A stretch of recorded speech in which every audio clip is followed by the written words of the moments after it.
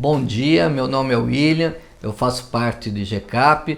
Nós estamos aqui hoje para tratar do tema Vedações à Administração Pública em Ano Eleitoral, ou seja, para tratar das vedações para o ano de 2020 para os agentes públicos na administração pública. Essas vedações estão incertas principalmente no artigo 73 da Lei das Eleições, a Lei 9.504/97, e em princípio nós precisamos começar a falar do porquê dessas vedações.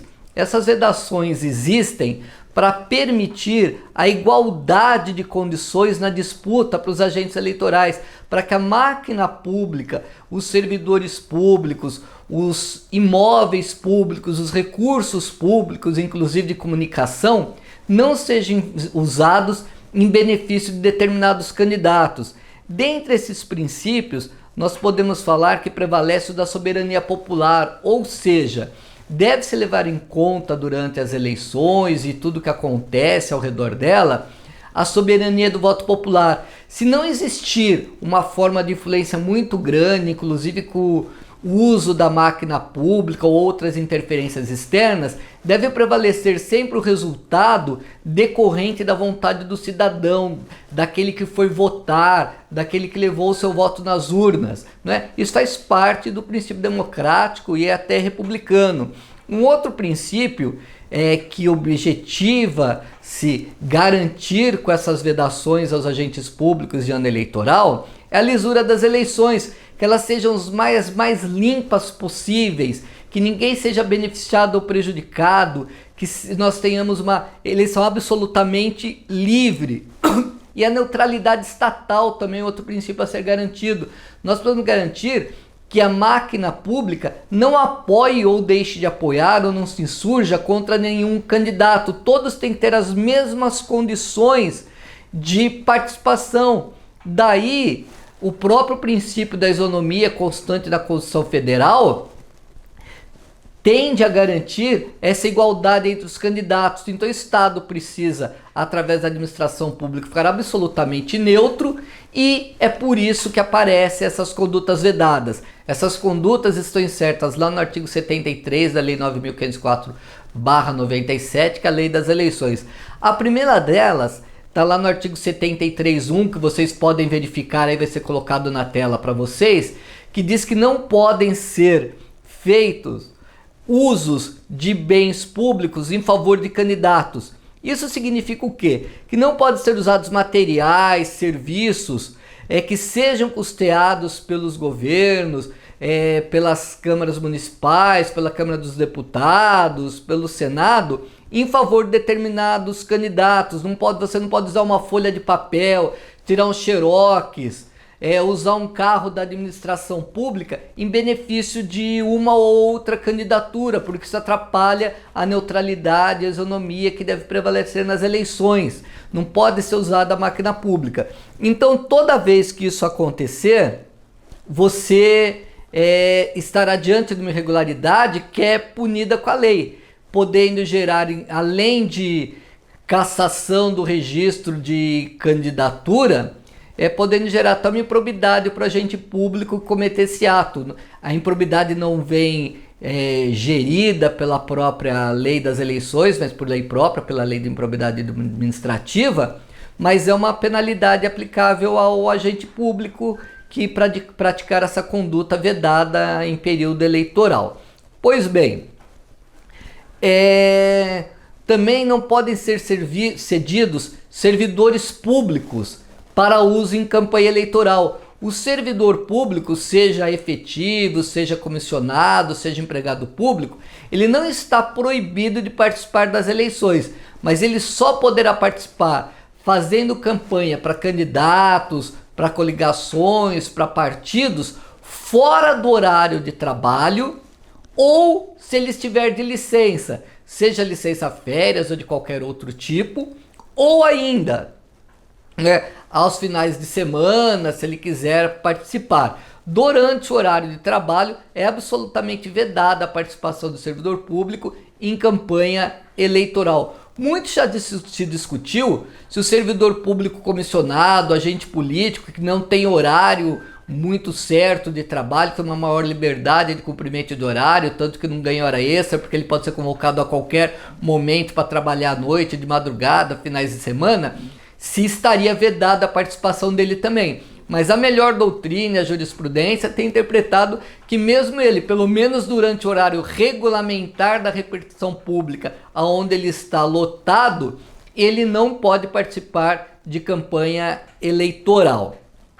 Também é preciso que o agente público tome bastante cuidado, né, e que a autoridade máxima da administração pública fiscalize, que o servidor público use os recursos da administração, por exemplo, site oficial, e-mail institucional, Instagram oficial, para fazer publicidade em favor de candidaturas, né? Ou contra candidaturas. É vedada tanto o uso para fazer apoio positivo, como para fazer campanha negativa contra candidatos ou partidos também, né? Então isso está absolutamente vedado. Uma outra vedação existente, que está lá no artigo 73, aí já no inciso 4 da Lei das Eleições, é o uso da distribuição gratuita de bens e serviços de caráter social, custeados ou subvencionados pelo poder público, conforme vocês podem ver na tela aí que vai aparecer para vocês, a transcrição do artigo, de forma que, quando existe um programa social em curso e que a administração pública está desenvolvendo, ele não pode ser usado de forma alguma para beneficiar candidato. Por quê? Não se pode ficar explorando a miséria alheia, não é? Com os recursos públicos que estão sendo usados para diminuir ou pelo menos atenuar essa miséria, para beneficiar alguém que apareça como o salvador ali da pátria, que apareça como sendo ele que está distribuindo o benefício. Não, a administração pública é neutra. Então quem está usando recursos, quem está fazendo o programa social é a administração pública. Não é um governo de plantão e não é um candidato. Então ele também não pode se beneficiar disso. Uma outra vedação que está lá no inciso 5 da lei eleitoral, vocês podem aproveitar e dar uma lida na transcrição do dispositivo que vai aparecer aí na tela, é nomear ou contratar servidor público, dar vantagem, readaptar vantagem nesse período eleitoral. Isso é vedado também. Por que que isso acontece? Para impedir também o uso do servidor público, condicionando o comportamento dele, sob pena dele ser relocado para outro lugar, né? Dele ser transferido para ajudar ou para não atrapalhar determinada candidatura. Então isso é absolutamente vedado, com algumas exceções. Por exemplo, a nomeação ou exoneração de cargo em comissão e designação ou dispensa de função de confiança, isso é permitido. Por quê? Porque são cargos e funções com demissão de Newton. A nomeação é livre do chefe do executivo a qualquer momento. Os servidores não gozam de estabilidade, então é permitido para ele trocar. Agora, por óbvio, né?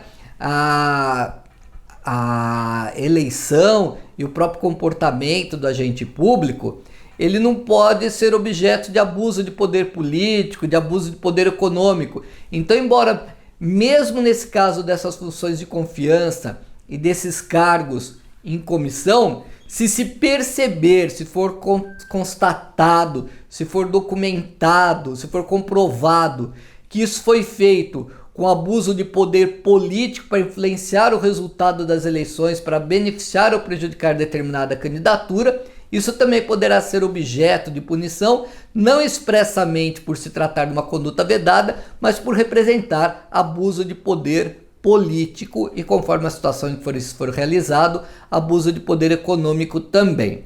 Pois bem, também é possível a nomeação para cargos do Poder Judiciário, do Ministério Público, dos tribunais ou conselhos de contas e dos órgãos da Presidência da República. Por quê? Porque, em princípio, nesse tipo de administração não existe influência no pleito eleitoral, né? Não tem eleição para esses cargos, então não está sendo possível nessa situação qualquer influência nas eleições.